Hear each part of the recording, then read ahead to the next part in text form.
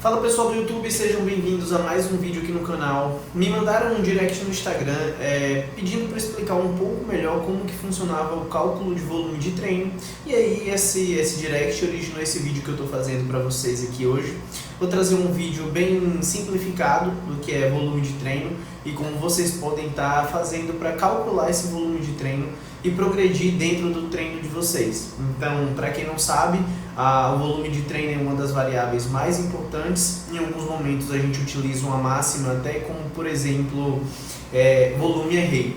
Isso porque a gente tem uma boa parte da literatura que sugere para a gente que quanto maior é o volume de treino aplicado a uma musculatura, mais ela tende a responder hipertroficamente, tá? Existem algumas ressalvas quando o assunto é quanto mais volume melhor, mas lá no fim desse vídeo eu vou explicar para vocês isso de uma forma mais específica para vocês conseguirem entender. Se você já conhece aqui o canal e ainda não é inscrito, não perde mais tempo, se inscreve aqui no canal. E se você caiu aqui nesse vídeo agora, não deixe de se inscrever para acompanhar todo esse conteúdo que eu trago para vocês voltado para treino, tá?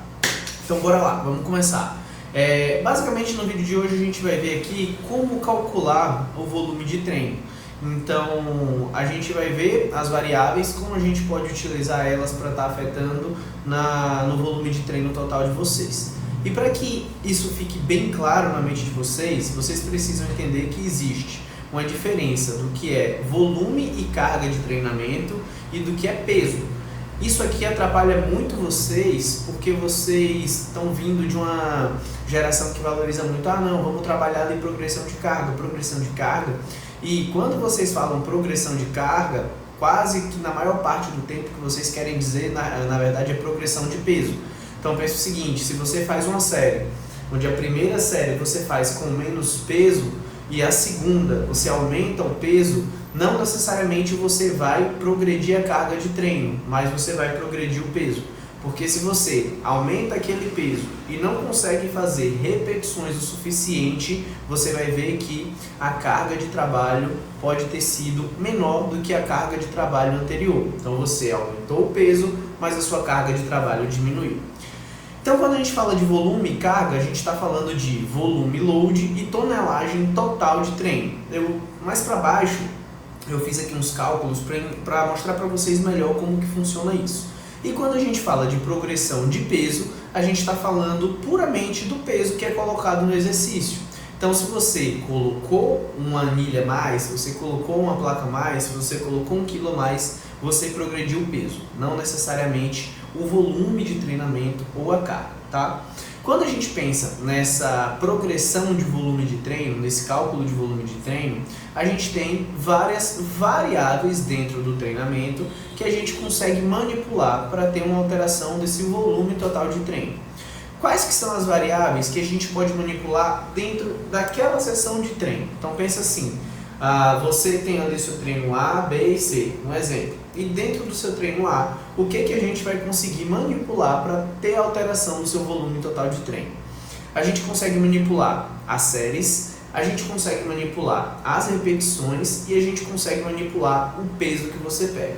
Essas três variáveis vão ter interferência direta nisso aqui que eu mostrei para vocês, que é o volume e a carga. Porém, quando a gente fala de peso, só essa terceira variável vai ter alteração direta aqui no peso, tá?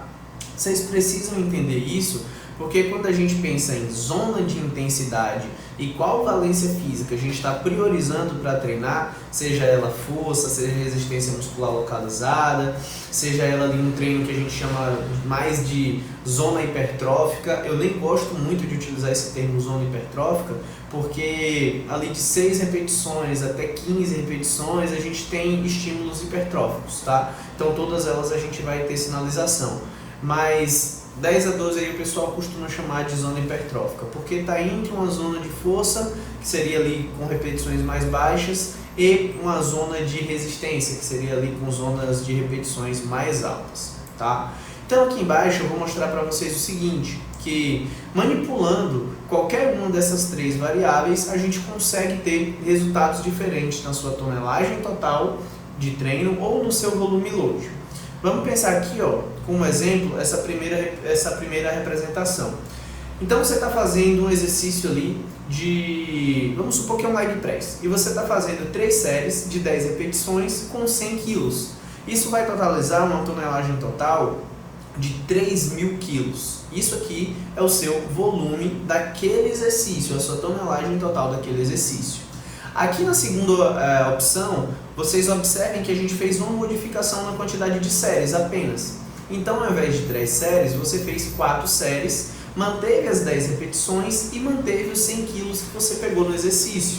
E o que vocês observam é que no total a gente teve um aumento de 1.000 quilos. Então a gente aumentou uma tonelagem da tonelagem total daquele exercício. Isso adicionando apenas uma série. O que é que aconteceu aqui?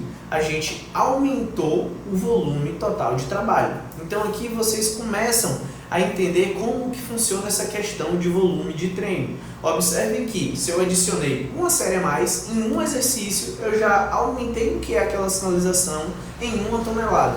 Então a gente já tem bastante sinalização a mais. Na terceira opção aqui, no terceiro exemplo, vocês observem que as séries elas estão iguais ao do primeiro exemplo. Então a gente tem 3 séries. Só que ao invés de ter 10 repetições, a gente teve 12 repetições. Então observem que a gente não modificou a quantidade de séries, a gente só modificou a quantidade de repetições. E o peso a gente manteve o mesmo. O que é que a gente consegue notar? Se a gente for comparar essa terceira opção aqui à opção primária, a gente ainda assim teve um aumento de tonelagem total de 600 quilos. Na primeira a gente teve 3.000, aqui na terceira a gente teve 3.600. Enquanto que na segunda a gente teve um aumento para 4.000 quilos. Então o que é que a gente pode observar? Se a gente adicionar uma série a mais, a nossa tonelagem total, nosso volume de treino vai subir mais do que se a gente adicionar 2 repetições a mais em cada série. Porém, em comparação com a primeira, a gente tem um ganho. Em comparação com a segunda, a gente teve uma perda. E aí vocês começam a elaborar a linha de raciocínio de vocês. Aqui é muito importante vocês terem cuidado, porque se você destoa muito do que é a sua zona de repetições, você vai acabar saindo da zona de intensidade adequada. Então vamos supor que você estava trabalhando ali com 10 repetições.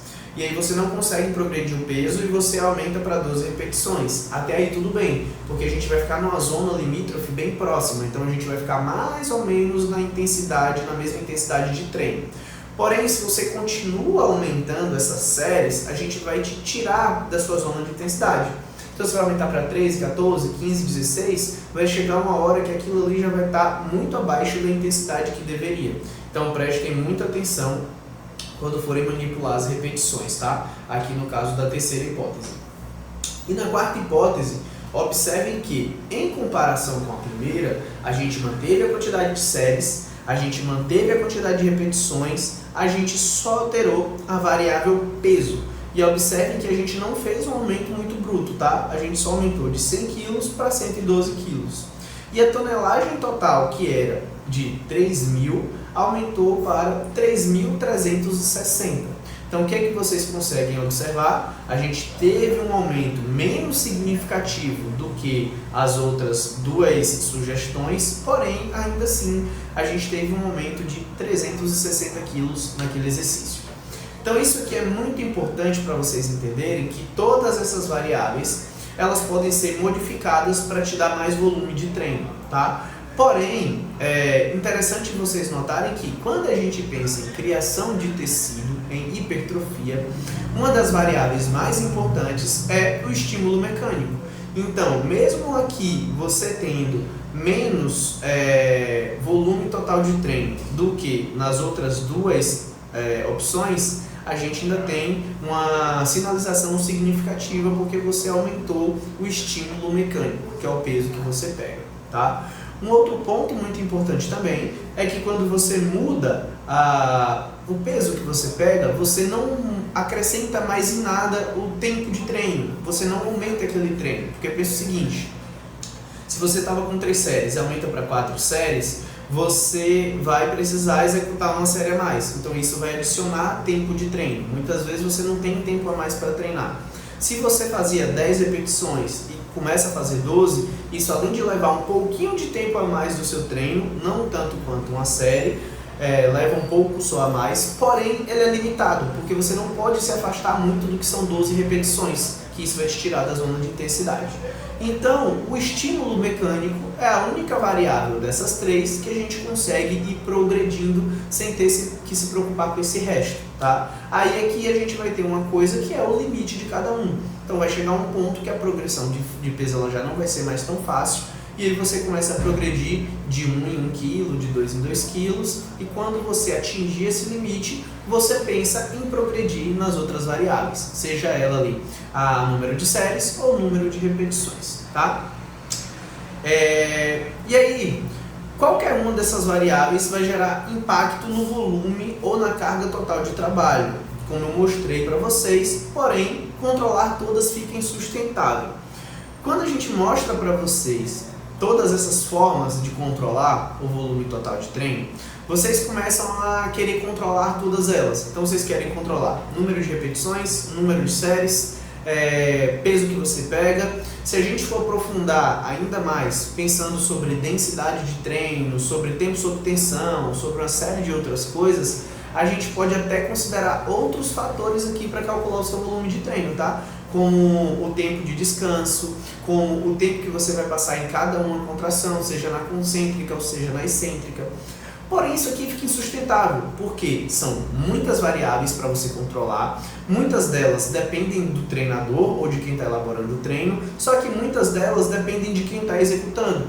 Então, quando é o caso de você mesmo montar o seu treino, fica inviável de você controlar isso, porque é muita variável, e quando é um treinador que monta o treino, fica inviável de controlar tudo, porque tem coisas que dependem de quem está treinando, e aí foge do nosso controle. Então, o que é que eu recomendo para vocês, na boa prática, e para facilitar esse controle? De todas essas variáveis aqui, controlem o número de séries, tá? Então, o número de séries é muito importante porque trabalhem sempre dentro da zona de intensidade, buscando entregar o máximo de vocês.